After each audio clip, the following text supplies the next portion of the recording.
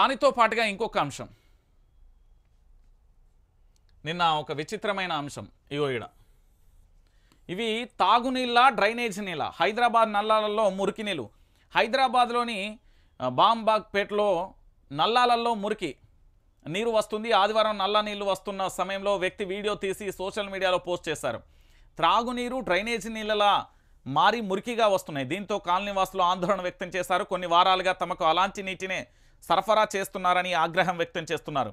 నీటిని తాగితే అనారోగ్య సమస్యలు వస్తాయని వెంటనే అధికారులు చర్యలు తీసుకోవాలని కోరుతున్నారు. మున్సిపాలిటీ అధికారులు వారాలు గడుస్తున్నా ఏం చేయలేని పరిస్థితి కనబడుతుంది. ఏం చేస్తారు అధికారులు?